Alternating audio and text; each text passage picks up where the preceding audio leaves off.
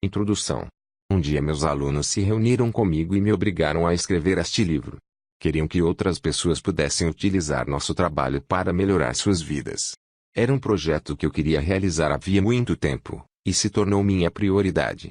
Meu trabalho faz parte de uma tradição da psicologia que mostra o poder das crenças pessoais. Podemos ter ou não consciência dessas crenças, mas elas têm forte influência sobre aquilo que desejamos e sobre nossas chances de consegui-lo. Essa tradição demonstra também como a mudança das crenças individuais, mesmo as mais simples, é capaz de produzir efeitos profundos.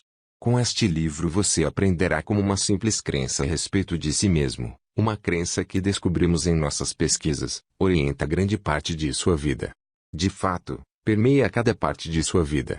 Uma parcela significativa do que você acredita ser sua personalidade na verdade é gerada por esse mindset. E muito do que impede a realização de seu potencial é também produto dele. Até hoje nenhum livro explicou como funciona esse mindset nem demonstrou como é possível utilizá-lo em nossa vida. Rapidamente você compreenderá os grandes homens e mulheres, nas ciências e nas artes, nos esportes e nos negócios assim como aqueles que não conseguiram se destacar. Compreenderá seus parceiros, seu chefe, seus amigos e seus filhos. Verá como libertar seu potencial, assim como o de seus filhos. É um privilégio partilhar minhas descobertas com você. Além de relatos sobre as pessoas que participaram de minha pesquisa, apresento nos capítulos a seguir histórias tiradas de manchetes de jornais e baseadas em minha própria vida e experiência, para que você possa ver o mindset em ação. Na maior parte dos casos, os nomes e as informações pessoais foram modificados para preservar o anonimato. Em alguns, diversas pessoas foram condensadas em uma só, a fim de demonstrar uma ideia com mais clareza. Certos diálogos foram recriados de memória, procurei reproduzi-los da melhor maneira possível. Ao final de cada capítulo e em todo o último capítulo, mostro a você maneiras de aplicar as lições, formas de reconhecer o mindset que está orientando sua vida, compreender seu funcionamento e modificá-lo, caso deseje. Quero aproveitar a oportunidade para agradecer a todos os que possibilitaram minha pesquisa e este livro. Meus alunos fizeram de minha carreira de pesquisadora uma imensa alegria. Espero que tenham aprendido comigo tanto quanto aprendi com eles. Também quero agradecer às organizações que deram apoio à nossa pesquisa, a Fundação William T. Grant, a Fundação Nacional de Ciência, o Departamento de Educação, o Instituto Nacional de Saúde Mental, o Instituto Nacional de Saúde Infantil e Desenvolvimento Humano, a Fundação Spencer e a Fundação Hikes. Os funcionários da Random House formaram a equipe mais estimulante que eu poderia desejar, Webster Yonce, Daniel Menaker, Tom Perry e, mais do que quaisquer outras pessoas, minhas editoras, Caroline Sutton e Jennifer Hersey. Seu entusiasmo pelo meu livro e suas valiosas sugestões fizeram toda a diferença. Agradeço ao meu extraordinário agente, Gilles Anderson, assim como a AJ Grant, por ter me colocado em contato com ele. Sou grata a todos os que me deram sugestões e feedbacks, mas agradeço especialmente a Polly Schumann, Richard Dweck e Marianne Pechikin, por suas extensas e penetrantes observações. E finalmente, agradeço a meu marido, Davi, pelo amor e entusiasmo, que conferem uma dimensão maior à minha vida. Seu apoio durante todo este projeto foi excepcional. Meu trabalho trata de crescimento, e ajudou a estimulá-lo em mim. Desejo que produza o mesmo efeito em você. Os mindsets. Quando eu era uma jovem pesquisadora, em início de carreira, aconteceu algo que mudou minha vida. Eu era obcecada pela ideia de compreender como as pessoas lidam com fracassos, e resolvi estudar esse tema observando como os estudantes lidavam com problemas difíceis. Assim, levei várias crianças, uma de cada vez, a uma sala em sua escola, onde as deixei ficar à vontade com uma série de quebra-cabeças para resolver. Os primeiros eram bastante fáceis, mas os seguintes iam ficando mais difíceis. Enquanto as crianças resmungavam, suavam e se esforçavam, eu observava suas estratégias e investigava o que pensavam e sentiam. Esperava encontrar diferenças no modo como enfrentavam as dificuldades, mas percebi uma coisa que jamais havia imaginado. Diante dos quebra-cabeças difíceis, um menino de 10 anos puxou a cadeira para mais perto, esfregou as mãos, estalou os lábios e exclamou: "Adoro um desafio." Outro, lutando com os quebra-cabeças, ergueu os olhos com uma expressão satisfeita e disse, com ar de autoridade: "Sabe, eu já esperava aprender alguma coisa com isso. O que há de errado com eles?" Pensei. Sempre havia achado que uma pessoa ou sabia lidar com o fracasso ou não sabia. Nunca imaginara que alguém pudesse gostar do fracasso. Essas crianças seriam excepcionais ou teriam encontrado alguma coisa nova. Todos temos um exemplo a seguir, alguém que nos indicou o caminho num momento crítico de nossas vidas. Aquelas crianças se tornaram meus modelos de comportamento. Evidentemente sabiam algo que eu desconhecia, e eu estava decidida a descobrir o que era, a entender o tipo de mindset capaz de transformar o fracasso em um dom. Que sabiam elas? Sabiam que as qualidades humanas, tais como as habilidades intelectuais, podem ser cultivadas por meio do esforço. E era isso que estavam fazendo, tornando-se mais inteligentes. Não apenas o fracasso não os desestimulava, como nem sequer imaginavam que estivessem fracassando. Achavam que estavam aprendendo. Eu, por outro lado, achava que as qualidades humanas eram esculpidas em pedra. Ou você era inteligente ou não era, e o fracasso significava que não era. Simples assimilação. Se conseguia planejar os êxitos e evitar os fracassos, a qualquer custo, poderia continuar sendo inteligente. Os esforços, os erros e a perseverança não faziam parte desse panorama.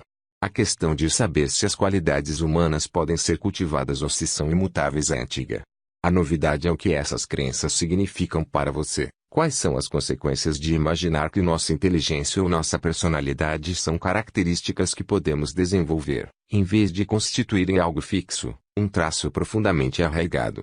Examinaremos inicialmente o antiquíssimo e feroz debate a respeito da natureza humana e em seguida voltaremos à questão de saber o que tais crenças significam para você. Por que as pessoas são diferentes? Desde o começo dos tempos, as pessoas pensaram, agiram e viveram de modo diverso umas das outras.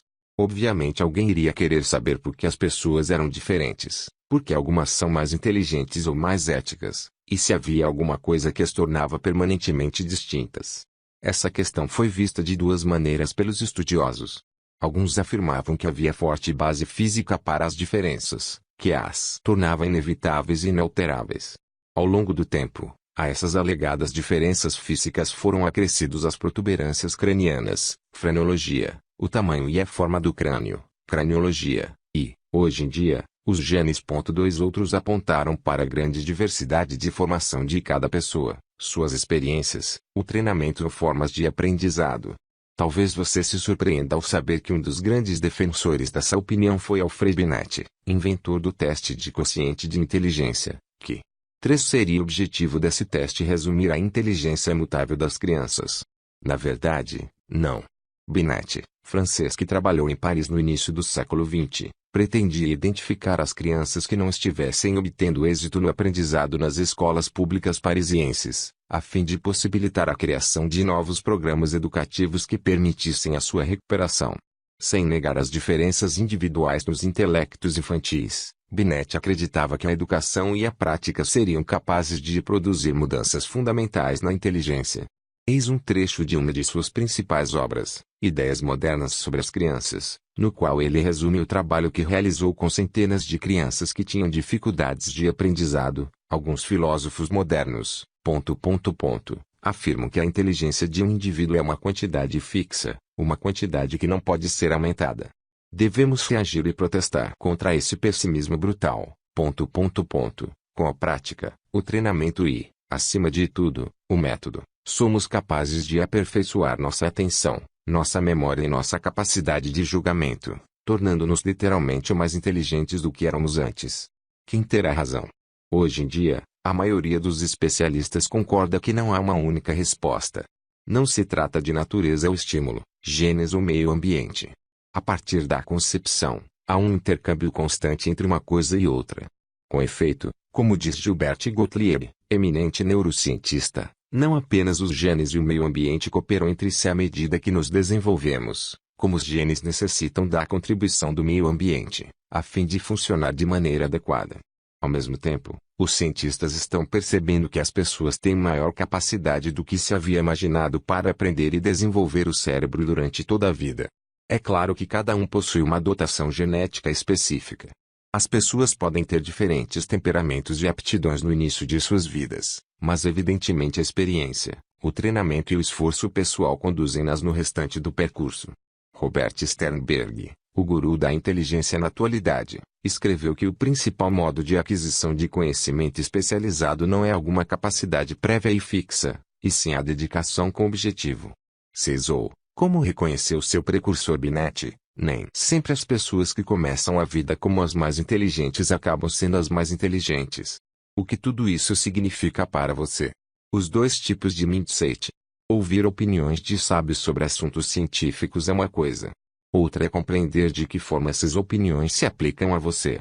Minhas pesquisas ao longo de 20 anos demonstraram que a opinião que você adota a respeito de si mesmo afeta profundamente a maneira pela qual você leva sua vida. Ela pode decidir se você se tornará a pessoa que deseja ser e se realizará aquilo que é importante para você. Como acontece isso? Como pode uma simples crença ter o poder de transformar sua psicologia e, consequentemente, sua vida? Acreditar que suas qualidades são imutáveis, o mindset fixo, cria a necessidade constante de provar a si mesmo seu valor. Se você possui apenas uma quantidade limitada de inteligência, determinada personalidade e certo caráter moral, nesse caso terá de provar a si mesmo que essas doses são saudáveis. Não lhe agradaria parecer ou sentir-se deficiente quanto a essas características fundamentais. Alguns de nós aprendemos a adotar esse mindset desde a tenra infância. Ainda criança, eu me preocupava em ser inteligente, mas o verdadeiro mindset ficou na verdade marcado em mim por causa da Sra. Wilson, minha professora da sexta série. Ao contrário de Alfred Binet, ela achava que os resultados do que revelavam exatamente quem eram as pessoas.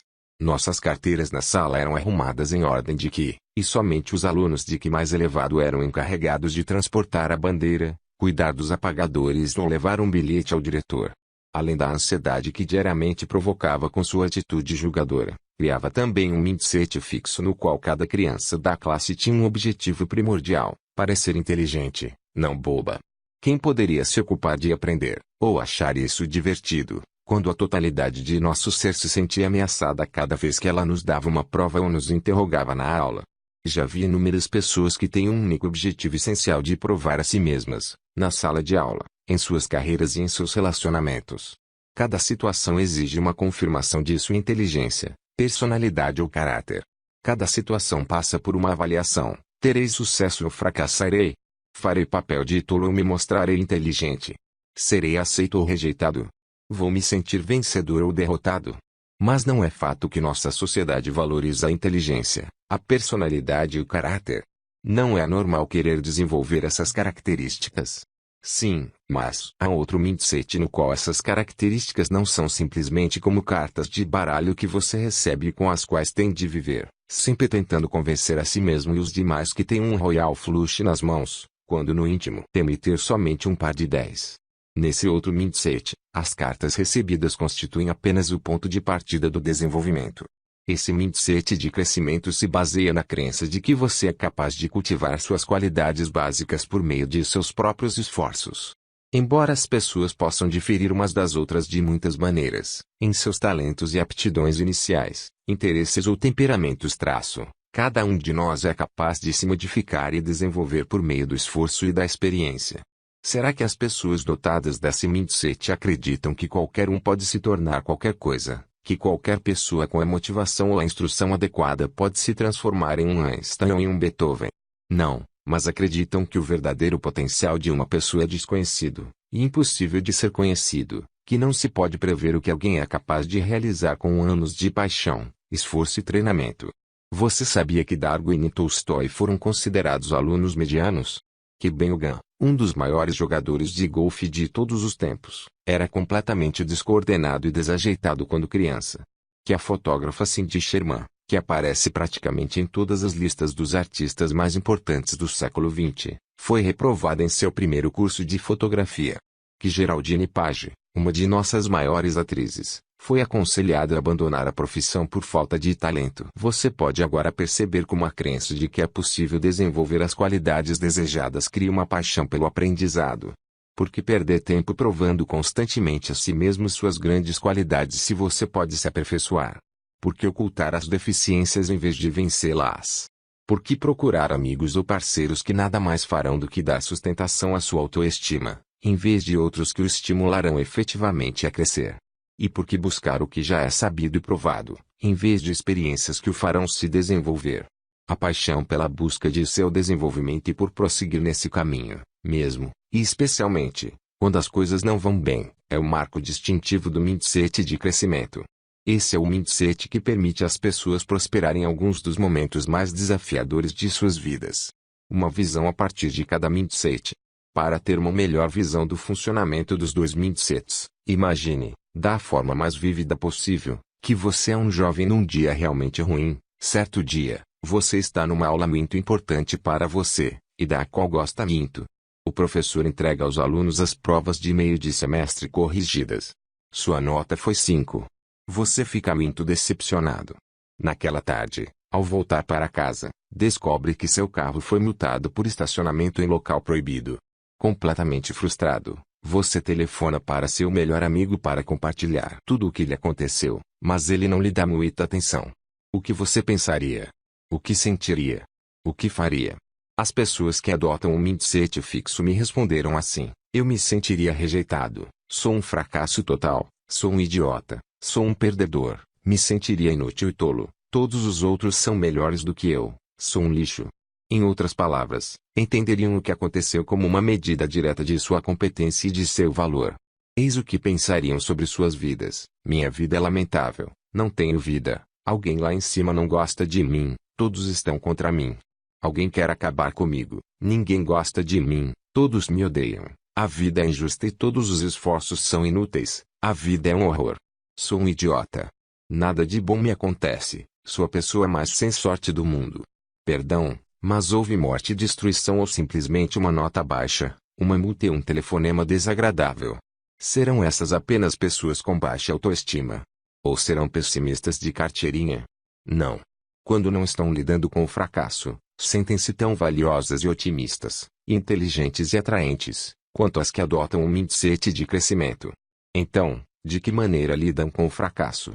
Eu não me preocuparia em perder tempo me esforçando para fazer bem qualquer coisa. Em outras palavras, não deixarei que ninguém me avalie novamente, não farei nada. Ficarei na cama. Vou encher a cara. Vou comer. Vou dar uma bronca em alguém se tiver oportunidade. Vou comer chocolate. Vou ouvir música e ficar de cara feia. Vou entrar no armário e ficar lá dentro. Vou arranjar uma briga com alguém. Vou chorar. Vou quebrar alguma coisa. Que mais posso fazer? Que mais posso fazer? Vejam, quando elaborei aquela situação hipotética, determinei que a nota fosse 5 e não 2, que a prova fosse do meio do semestre, e não a final, que fosse uma multa, e não um acidente. O amigo do protagonista não lhe deu muita atenção, mas não o rejeitou completamente. Nada do que aconteceu era catastrófico ou irreversível. Mesmo assim, a partir dessa matéria-prima o mindset fixo criou o sentimento de completo fracasso e paralisia. Quando propus a mesma situação a pessoas de mindset de crescimento, eis o que responderam: preciso me esforçar mais na matéria e ser mais cuidadoso quando estacionar o carro. E imagino que meu amigo tenha tido um dia difícil. A nota 5 mostra que devo me dedicar muito mais às aulas, mas ainda tenho o resto do semestre para melhorar a média. Houve muitas outras respostas como essas, mas acho que você já entendeu. Como essas pessoas enfrentariam o fracasso? Diretamente. Eu começaria a pensar em estudar com mais empenho, ou estudar de maneira diferente, para a próxima prova da matéria. Pagaria a multa e esclareceria as coisas com meu amigo na próxima vez em que nos falássemos. Verificaria que fui mal na prova, tomaria a decisão de melhorar, pagaria a multa e ligaria para meu amigo para explicar que no dia anterior eu estava nervoso. Estudaria mais para a prova seguinte, conversaria com o professor, seria mais cuidadoso ao estacionar ou contestaria a multa, e procuraria saber qual tinha sido o problema de meu amigo. Qualquer que fosse seu mindset, você ficaria chateado. Quem não ficaria? Notas baixas, multas ou desinteresse da parte de um amigo ou pessoa querida não são coisas agradáveis. Ninguém esfregaria as mãos de satisfação. Mas as pessoas com o mindset de crescimento não se rotularam nem se desesperaram. Embora se sentissem aflitas, estavam dispostas a assumir os riscos, enfrentar os desafios e continuar a se esforçar. Mas, então, qual é a novidade? Essa é uma ideia nova. Há muitos ditados que mostram a importância do risco e o poder da persistência, como quem não arrisca não petisca, se não der certo da primeira vez, tente uma segunda e uma terceira. O Roma não foi feita em um só dia. Aliás, Fiquei encantada ao saber que os italianos usam a mesma expressão. O que verdadeiramente surpreende é que as pessoas de mindset fixo não concordariam com isso. Para elas, os ditados seriam: se eu não arriscar, nada perderei. Se não der certo da primeira vez, é porque provavelmente não tenho competência. Se Roma não foi feita em um só dia, provavelmente foi porque não poderia ser feita em menos tempo. Em outras palavras, risco e esforço são duas coisas capazes de revelar suas deficiências e mostrar que você não está à altura da tarefa. Com efeito, é espantoso verificar até que ponto as pessoas de mindset fixo não acreditam no esforço. O que também constitui novidade é que as ideias das pessoas a respeito de risco e esforço derivam de seus mindsets mais básicos. Não se trata somente do fato de que algumas pessoas são capazes de reconhecer o valor de desafiar a si mesmas e a importância do esforço. Nossa pesquisa demonstrou que isso deriva diretamente do mindset de crescimento.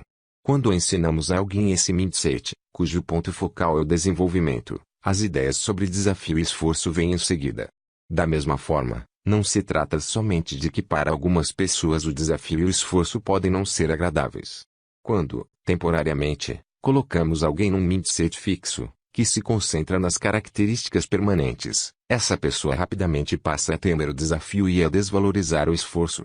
Vemos com frequência livros com títulos como os 10 segredos das pessoas mais bem-sucedidas do mundo lotando as prateleiras das livrarias, e esses livros podem fornecer muitas dicas úteis. Mas em geral nada mais são do que uma lista de conselhos sem relação uns com os outros, como assuma mais riscos. Ou acredite em você mesmo. Você passa a admirar as pessoas capazes de fazer isso, mas nunca fica claro de que forma essas coisas se interrelacionam ou como você poderia alcançar esse caminho. Assim, você se sente inspirado durante alguns dias, mas basicamente as pessoas mais bem-sucedidas do mundo conservam seus segredos bem guardados. Ao contrário disso, à medida que você começa a compreender os mindsets fixos e de crescimento, passa a ver exatamente como uma coisa leva a outra, como a crença de que suas qualidades são imutáveis gera diferentes pensamentos e atos, e como a crença de que suas qualidades são suscetíveis de serem cultivadas gera diferentes pensamentos e atos, guiando-o por um caminho completamente distinto. É o que nós, psicólogos, chamamos de uma experiência de descoberta. Não apenas vi isso em minha pesquisa quando ensinamos alguém um novo mindset, mas recebo a toda hora cartas de pessoas que leram minhas obras. Essas pessoas reconhecem a si mesmas, ao ler seu artigo, literalmente me vi repetindo: isso sou eu, isso sou eu. Percebem as conexões, seu artigo me entusiasmou. Senti que havia descoberto o segredo do universo. Sentem que seus mindsets se reorientam. Sem dúvida sou capaz de relatar uma espécie de revolução pessoal que acontece em meu próprio raciocínio, e esse sentimento é excitante. E são capazes de pôr essas novas ideias em prática para si mesmas e para os outros. Seu trabalho permitiu que eu transformasse meu trabalho com crianças e olhasse a educação por um prisma completamente diferente. Eu gostaria de informá-la do impacto, tanto no nível pessoal quanto no prático, que sua extraordinária pesquisa trouxe para centenas de estudantes. Autopercepção. Quem tem ideias precisas sobre suas capacidades e limitações. Bem, pessoas com mindset de crescimento podem não se achar nenhum Einstein ou Beethoven, mas não será mais provável que tenham opiniões exageradas a respeito de suas capacidades e busquem coisas além de seu nível de competência. De fato, estudos mostram que poucos sabem avaliar suas capacidades. Recentemente, procuramos investigar que tipo de pessoa conseguiria fazer avaliações mais precisas sobre si mesma. Sem dúvida, verificamos que há muito pouca exatidão nas estimativas de seu desempenho e de suas capacidades. Mas aqueles com mindset fixo foram responsáveis por quase toda a inexatidão. Pessoas de mindset de crescimento foram extraordinariamente precisas. Pensando bem, faz sentido. Se você acreditar que é capaz de se aperfeiçoar, assim como fazem os que adotam um mindset de crescimento, estará aberto a informações exatas sobre suas capacidades atuais, ainda que não sejam lisonjeiras. Além disso, se estiver orientado para o aprendizado, como estão essas pessoas, terá necessidade de informações exatas sobre sua capacidade, a fim de aprender com eficiência. No entanto, se quaisquer dados sobre suas preciosas características forem vistos como boas notícias ou más notícias, como ocorre com as pessoas de mindset fixo, é quase inevitável que aconteçam distorções. Alguns resultados serão enaltecidos, outros, desprezados, e você acabará sem realmente se conhecer. Em seu livro Mentes Extraordinárias, Howard Gardner concluiu que os indivíduos extraordinários possuem um talento especial para identificar seus próprios pontos fortes e fracos. É interessante observar que os que têm mindset de crescimento parecem possuir esse talento. O que o futuro nos reserva? Outra coisa que os indivíduos extraordinários parecem possuir é um talento especial para converter em sucesso futuro as adversidades da vida. Os estudiosos de criatividade concordam. Numa enquete com 143 pesquisadores da criatividade, houve amplo acordo sobre o principal ingrediente para a obtenção de sucesso criativo. 11 Esse ingrediente era exatamente o tipo de perseverança e resiliência produzido pelo mindset de crescimento. Você pode voltar a perguntar, como é possível que uma crença leve a tudo isso? Gosto pelo desafio, confiança no esforço, resiliência diante de adversidades e maior, e mais criativo, sucesso. Nos próximos capítulos, você verá exatamente como isso acontece, como o mindset altera o que as pessoas buscam e o que identificam como sucesso. De que maneira ele modifica a definição, a importância e o impacto do fracasso, e como transforma o sentido mais profundo do esforço. Verá como os mindsets funcionam na escola, no esporte, no trabalho e nos relacionamentos. Verá de onde eles vêm e como podem ser modificados. Desenvolva seu mindset. Qual é o seu mindset? Responda a estas perguntas sobre inteligência. Leia cada uma das afirmativas seguintes e diga se, na maior parte das vezes, concorda ou não com elas. 1. Sua inteligência é algo muito pessoal, e você não pode transformá-la demais. 2. Você é capaz de aprender coisas novas, mas, na verdade, não pode mudar seu nível de inteligência. 3. Qualquer que seja seu nível de inteligência, sempre é possível modificá-la bastante. 4. Você é capaz de mudar substancialmente seu nível de inteligência. As afirmativas 1 e 2 referem-se ao mindset fixo. As de número 3 e 4 refletem o mindset de crescimento. Com qual dos dois grupos você concorda mais? É possível que sua resposta seja mista, mas a maioria das pessoas se inclina mais para um grupo do que para o outro. Você também possui crenças a respeito de outras capacidades. Pode substituir inteligência por talento artístico, tino comercial ou aptidão para esportes. Tente fazer isso. Não se trata somente de suas aptidões, mas também de suas qualidades pessoais. Veja estas afirmações sobre personalidade e caráter e decida se concorda ou não com cada uma delas. 1. Você é certo tipo de pessoa, e não há muito que se possa fazer para mudar esse fato. 2. Independente do tipo de pessoa que você seja, sempre é possível modificá-lo substancialmente. 3. Você pode fazer as coisas de maneira diferente, mas a essência daquilo que você não pode ser realmente modificada. 4. Você é capaz de modificar os elementos básicos do tipo de pessoa que você é. Aqui, as afirmativas 1 e 3 se referem ao mindset fixo, e as de número 2 e 4 refletem o mindset de crescimento. Com qual dos dois grupos você se identifica mais? Seria esse resultado diferente de seu mindset em relação à inteligência? É possível. Seu mindset para a inteligência entra em ação quando as situações envolvem capacidade mental. Seu mindset para a personalidade entra em ação nas situações que envolvem suas qualidades pessoais, por exemplo, quão confiável, cooperativo, atencioso ou socialmente habilidoso você é. O mindset fixo faz com que você se preocupe com a forma pela qual será avaliado. O mindset de crescimento torna-o interessado em seu aperfeiçoamento. Eis aqui algumas outras situações para se pensar sobre os mindsets. Pense em alguém que você conheça que esteja mergulhado no mindset fixo. Veja como essas pessoas sempre procuram se pôr à prova e como são supersensíveis a respeito da possibilidade de terem opiniões equivocadas ou de cometerem erros. Você já se perguntou por que elas são assim? Você é assim? Agora você pode começar a compreender os motivos. Pense em alguém que você conheça que tenha as aptidões do mindset de crescimento, alguém que compreenda que as qualidades importantes podem ser cultivadas. Pense em como essas pessoas enfrentam os obstáculos. Pense naquilo que fazem para se aperfeiçoar. Em que você gostaria de se modificar ou aperfeiçoar. Muito bem, agora imagine que você resolveu aprender um novo idioma e se matriculou num curso. Depois de algumas aulas, o professor chama você para a frente da sala e começa a lhe fazer uma série de perguntas. Coloque-se na posição de quem tem um mindset fixo. Sua capacidade está em jogo. É capaz de sentir que todos os colegas estão olhando para você? É capaz de ver a fisionomia do professor enquanto o avalia. Sinta a tensão, sinta seu ego estilhaçar-se e hesitar. Em que mais você está pensando e o que está sentindo? Agora se coloque no lugar de uma pessoa com mindset de crescimento. Você é iniciante, e por isso está ali. Está ali para aprender. O professor é um facilitador para o aprendizado. Sinta que a tensão se esvai, sinta sua mente se abrir.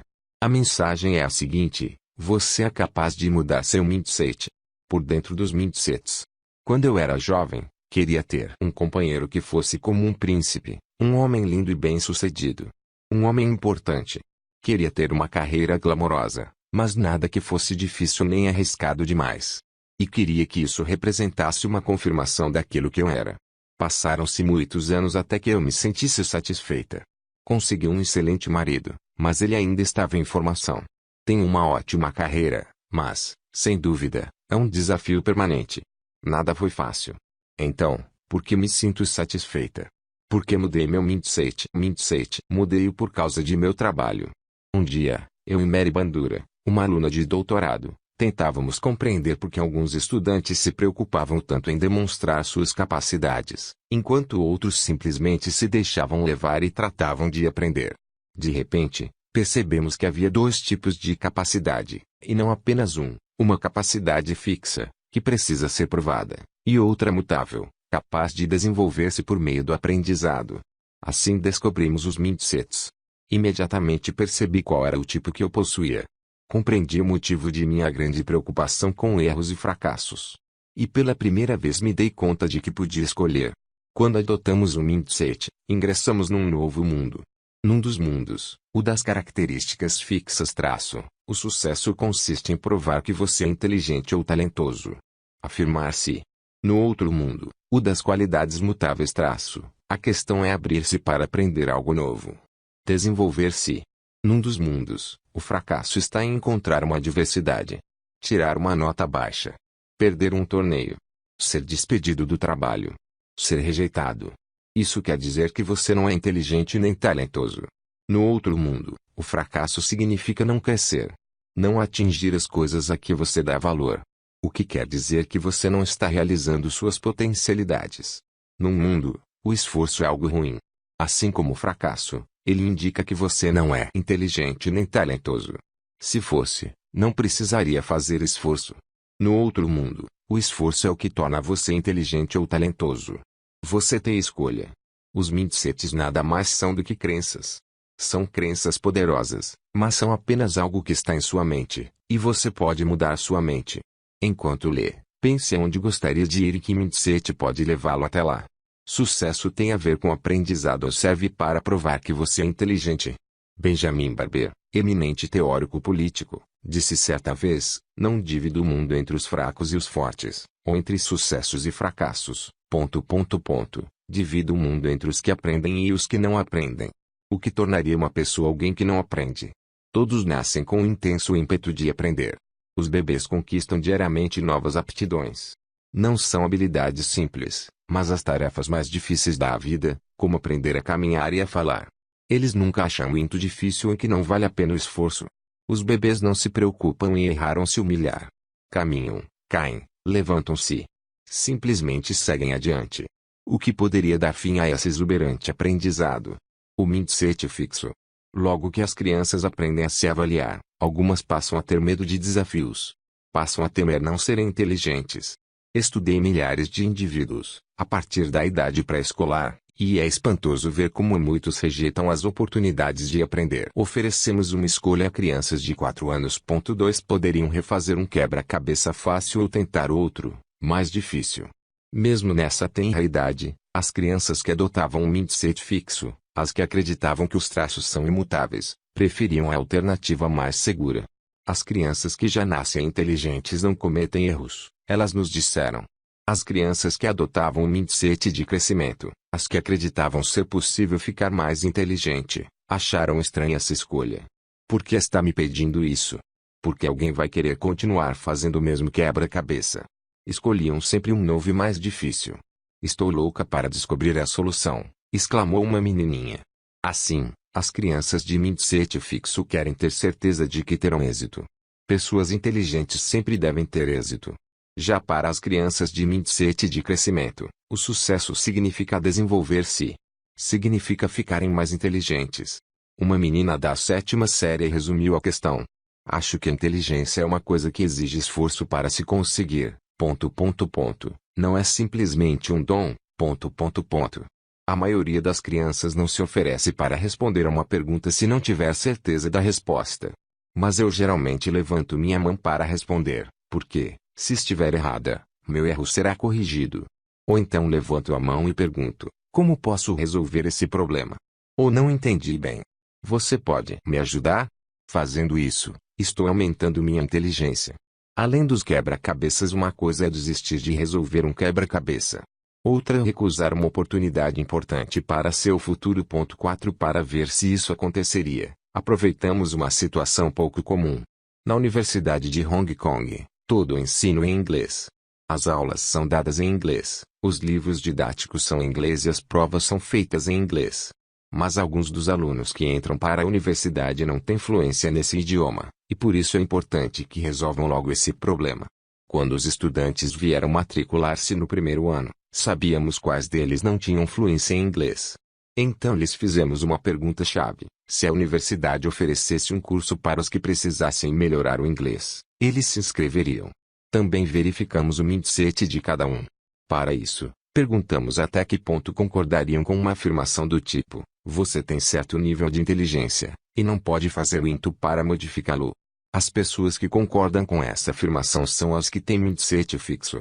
Os que têm mindset de crescimento concordam com a afirmação: você tem sempre a possibilidade de mudar substancialmente seu nível de inteligência. Mais tarde, verificamos os que haviam aceitado o curso de inglês.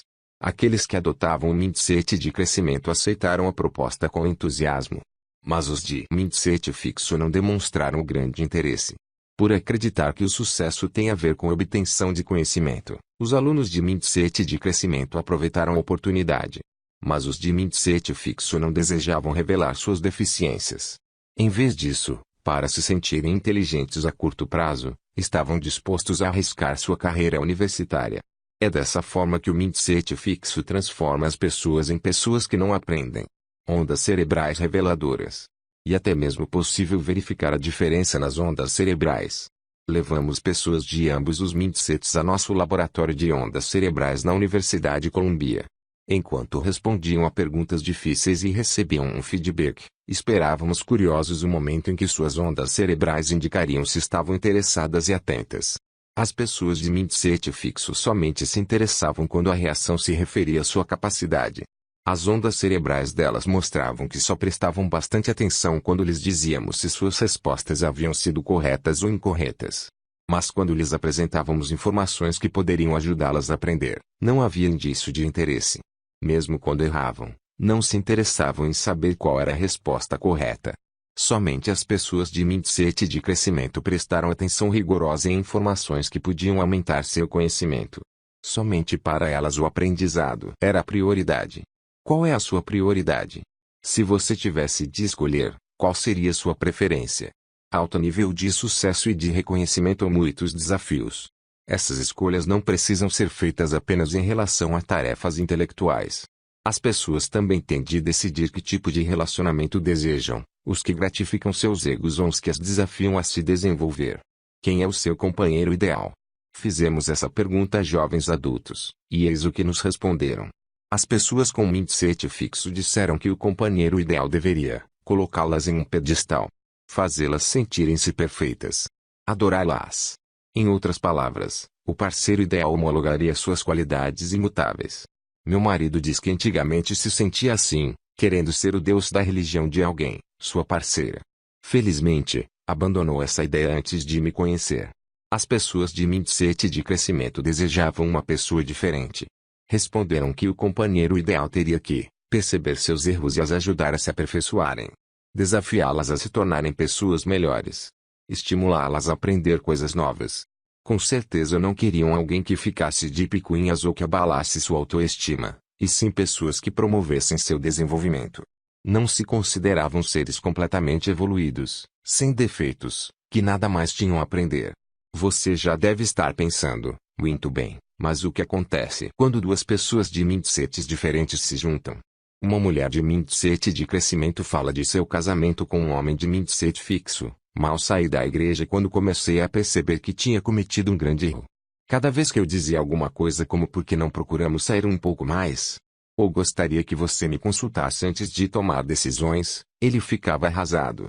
Depois, em vez de falar sobre o assunto que tinha levantado, eu passava literalmente uma hora consertando o estrago e fazendo com que se sentisse bem novamente. Além disso, ele corria ao telefone para ligar para a mãe, que sempre o enchia da constante adoração de que ele parecia necessitar. Ambos éramos jovens e novatos no casamento. Tudo o que eu queria era me comunicar. Assim, a ideia que o marido fazia de um relacionamento bem-sucedido, aceitação total e sem crítica, não era a mesma da mulher. E a ideia que a mulher fazia de um relacionamento bem-sucedido, enfrentar os problemas, não era a do marido. O crescimento de um dos parceiros era o pesadelo do outro. A doença do CEO. Por falar em reinar do alto de um pedestal e desejar ser considerado perfeito, você não se surpreenderá ao saber que isso é muitas vezes chamado doença do CEO. Lee Iacocca foi um caso grave dessa enfermidade. 7 Depois do sucesso inicial como chefão da Chrysler Motors, Iacocca se assemelhava muito aos meninos de 4 anos com mindset fixo. Continuou a produzir repetidamente os mesmos modelos de carros, com modificações apenas superficiais. Infelizmente, eram modelos que ninguém queria mais. Enquanto isso, as firmas japonesas estavam repensando completamente qual deveria ser a aparência dos automóveis e como deveriam funcionar. Sabemos o resultado disso: os carros japoneses rapidamente conquistaram o mercado. Os CEOs se veem constantemente diante dessa escolha. Deveriam olhar de frente suas deficiências ou criar um mundo em que não tenham nenhuma. Lee Iacocca escolheu a segunda opção. Cercou-se de adoradores, exilou os críticos e rapidamente perdeu o contato com o rumo que seu campo de atividade iria seguir. Tornou-se uma pessoa que já não aprendia. Nem todos, porém, pegam a doença dos CEOs. Muitos grandes líderes enfrentam regularmente suas deficiências. Ao refletir sobre seu extraordinário desempenho na Kimberly-Clark, Darwin Smith declarou: "Nunca deixei de tentar estar à altura de meu cargo." 8 Esses homens, assim como os estudantes de Hong Kong com mindset de crescimento, jamais deixaram de seguir o curso suplementar. Os CEOs enfrentam outro dilema. Podem preferir estratégias de curto prazo que aumentem o valor das ações da firma e façam com que pareçam heróis. Ou podem trabalhar em busca de aperfeiçoamento de longo prazo, arriscando-se à desaprovação de Wall Street ao lançar as bases para a saúde e o crescimento da empresa num prazo mais longo. Albert Dunlap, que confessava possuir mindset fixo, foi levado à firma Sunbeam para reorganizá-la. 9 Preferiu a estratégia de curto prazo, aparecer como um herói para a bolsa de valores. As ações se valorizaram, mas a firma se esfacelou. Lou Gerstner, que afirmava ter mindset de crescimento, foi chamado para reformular a IBM. Ao dedicar-se à imensa tarefa de mudar a cultura e as políticas da empresa, os preços das ações estagnaram, e Wall Street torceu o nariz. Ele foi considerado um fracasso. Poucos anos depois, no entanto, a IBM voltou à liderança em seu campo de atividade. Desenvolvimento no mindset de crescimento. As pessoas não apenas buscam o desafio, mas prosperam com ele. Quanto maior o desafio, mais elas se desenvolvem. E em nenhum lugar isso pode ser visto com mais clareza do que no mundo dos esportes. Você pode observar as pessoas se desenvolverem e crescerem. Mia Hamm, a maior jogadora de futebol de seu tempo, diz isso com clareza: "Durante toda a minha vida joguei acima de minha categoria, isto é, desafiei a mim mesma com gente mais velha, mais forte, mais habilidosa e mais experiente, em suma, melhores do que eu." Primeiro, jogou com o irmão mais velho. Em seguida, aos 10 anos de idade, entrou para a equipe de meninos de 11 anos. Depois se lançou na principal equipe universitária dos Estados Unidos. Todos os dias eu procurava jogar no nível deles, ... e melhorei mais depressa do que julgava ser possível. Patrícia Miranda era uma aluna do ensino médio, gordinha e sem físico atlético, que queria dedicar-se ao luta livre. 12 Depois de uma contundente derrota, alguém lhe disse: "Você é uma piada." Primeiro ela chorou, depois se decidiu: "Aquilo realmente me fez tomar uma atitude firme."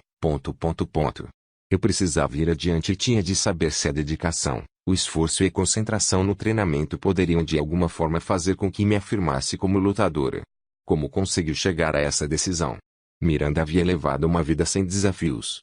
Mas, quando a mãe morreu de aneurisma aos 40 anos, ela, com 10, descobriu um lema: quando você jaz no leito de morte, uma das coisas mais sensatas que poderia dizer é: eu realmente procurei me conhecer. Esse sentimento de urgência ficou marcado em mim quando minha mãe morreu.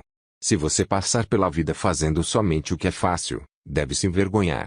Assim, quando a luta livre lhe apresentou um desafio, ela estava preparada para enfrentá-lo.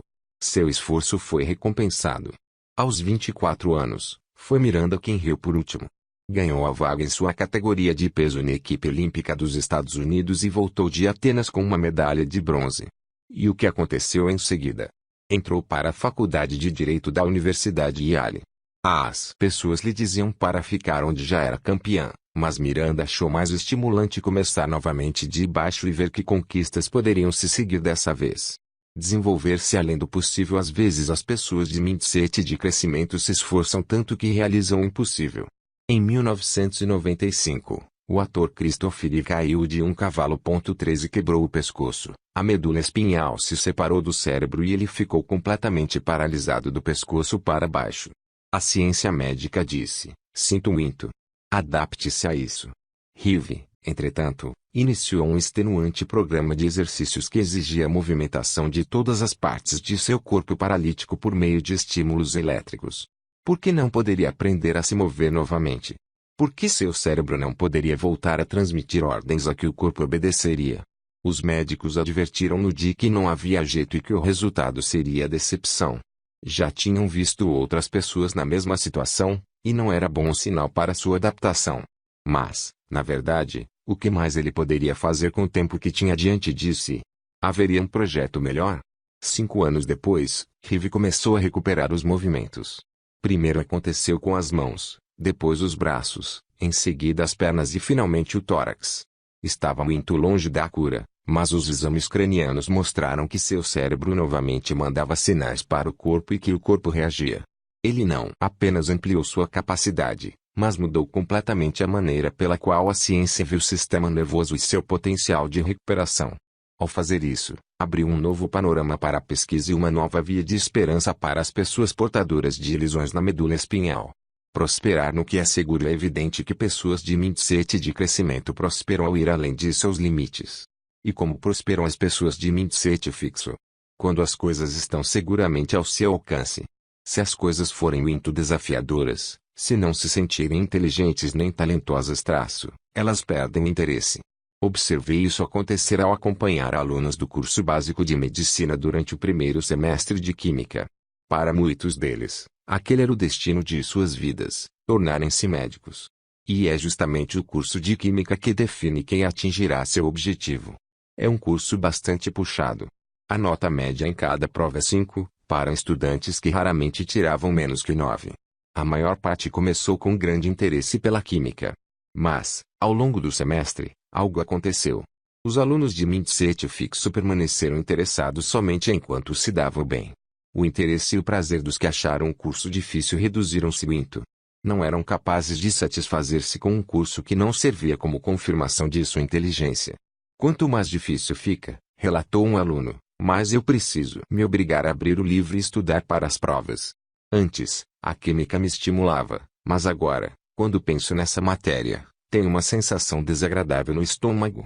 Em contraste, os alunos de mindset de crescimento continuaram a demonstrar o mesmo grau elevado de interesse, mesmo quando achavam a matéria muito desafiadora. É muito mais difícil do que eu imaginava, mas é o que quero fazer, e, portanto, isso me torna ainda mais decidido. Quando me dizem que não serei capaz, é aí que eu me dedico mais. O desafio e o interesse caminhavam juntos. Presenciamos o mesmo fenômeno em alunos mais jovens. 15 Demos quebra-cabeças instigantes alunos da quinta série, e todos adoraram. Mas, quando aumentamos o grau de dificuldade, as crianças de mindset fixo demonstraram grande queda em seu nível de satisfação. Também mudaram de ideia a respeito de levar os quebra-cabeças para casa, a fim de se exercitarem. Não preciso, pode ficar com eles. Tenho outros iguais, mentiu uma das crianças. Na verdade, passaram a ter horror aos quebra-cabeças. O mesmo aconteceu com as crianças que melhor resolviam os enigmas. Ter talento para quebra-cabeças não impedia a queda do interesse.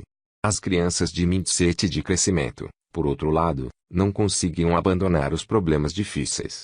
Eram os que mais as agradavam e eram essas as que queriam levar os quebra-cabeças para casa. A senhora poderia escrever o nome desses quebra-cabeças? Pediu uma criança. Para minha mãe comprar outros depois.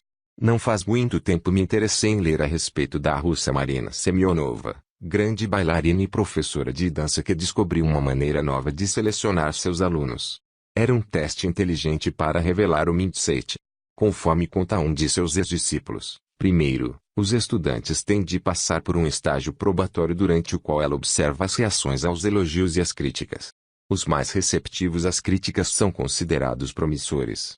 Em outras palavras, ela separava os que se entusiasmavam com o que era fácil, aquilo que já haviam dominado, daqueles que sentiam atração pelas dificuldades. Nunca me esquecerei da primeira vez em que me vi dizendo: isso é difícil. É divertido. Naquele momento percebi que estava mudando o meu mindset. Quando você se sente inteligente, quando é perfeito ou quando está aprendendo, há coisas mais sérias a dizer, pois no mindset fixo não basta simplesmente ter êxito. Não basta parecer inteligente e talentoso. É preciso ser praticamente perfeito, e é preciso ser perfeito logo de saída. Perguntamos a várias pessoas, desde crianças do ensino fundamental até jovens, em que circunstâncias você se sente inteligente. As diferenças foram marcantes. As pessoas de mindset fixo disseram: quando não cometo erros. Quando termino uma tarefa rapidamente ela fica perfeita. Quando alguma coisa é fácil para mim, mas outras pessoas não conseguem fazê-la. A questão é ser perfeito imediatamente.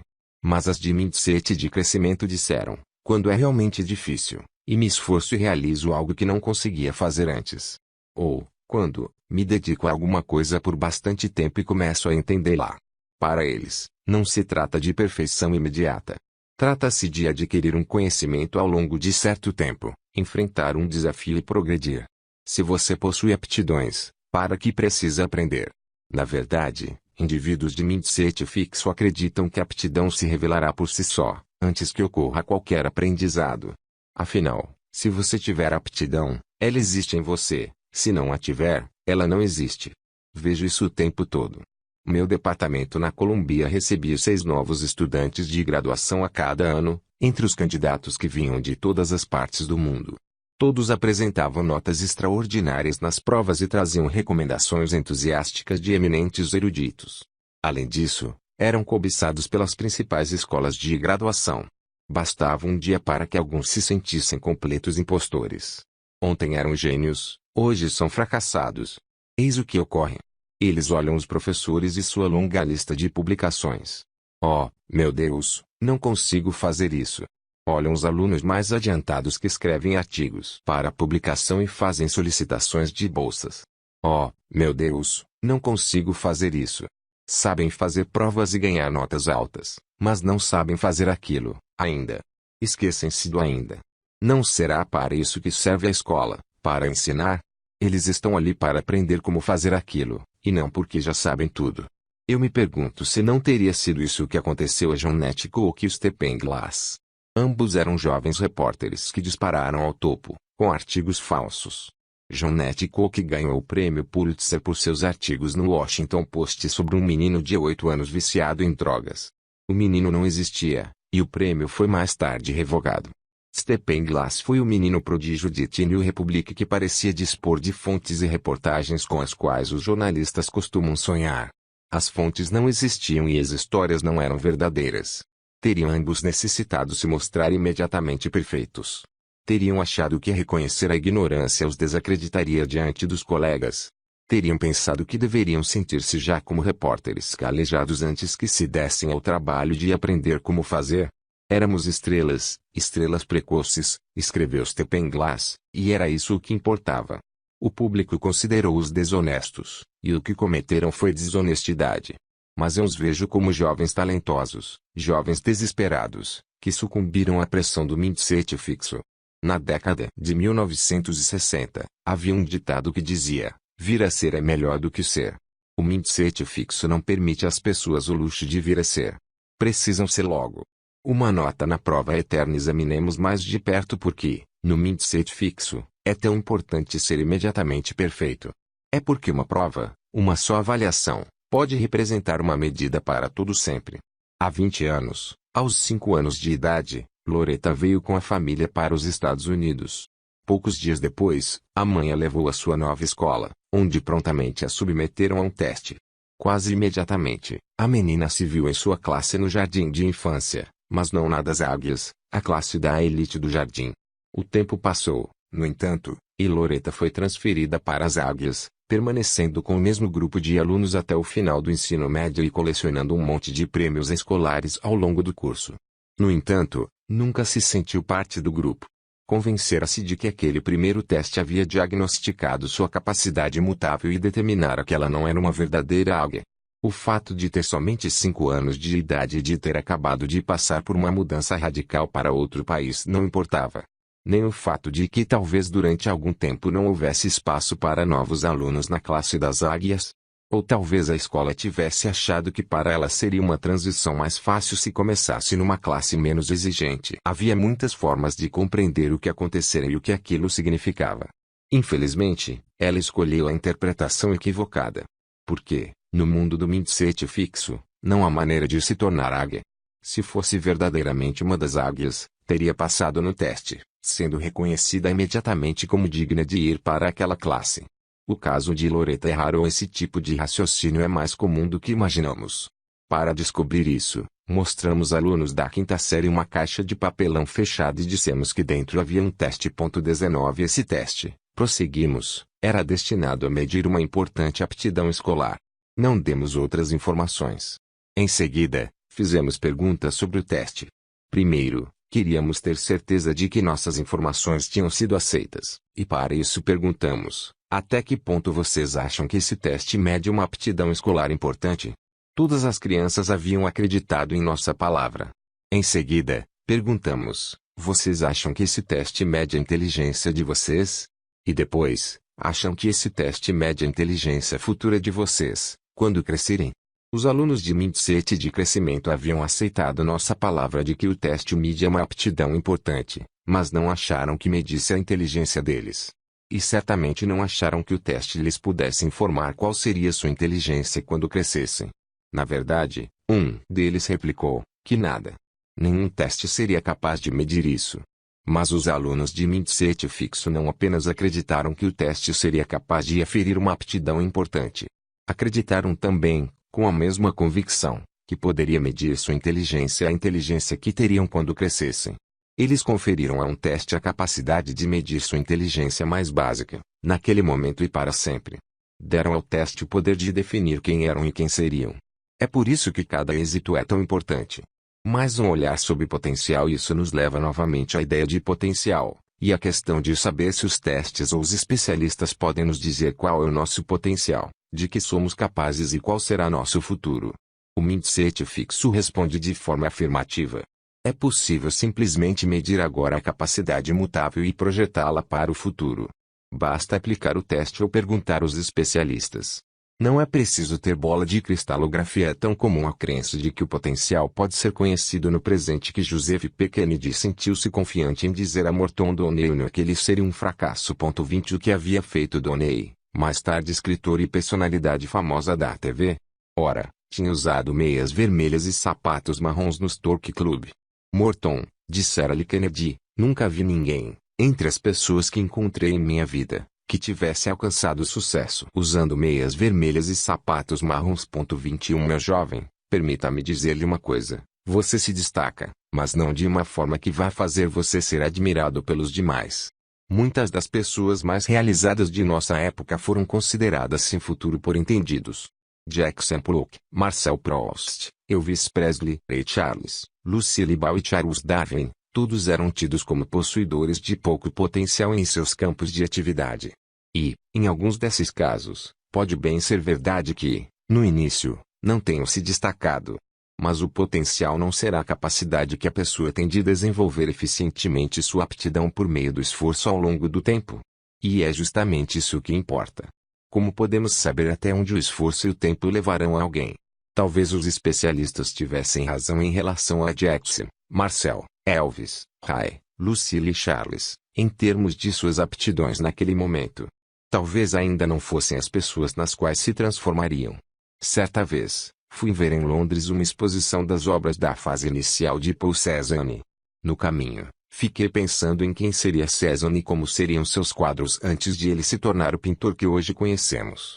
Estava bastante curiosa porque Cézanne é um de meus artistas preferidos e foi quem preparou o terreno para grande parte da arte moderna.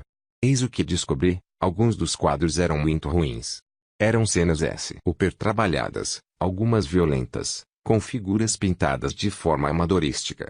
Embora houvesse alguns trabalhos que anunciavam o futuro do artista, muitos deles não eram assimilação. Cézanne seria pouco talentoso na fase inicial.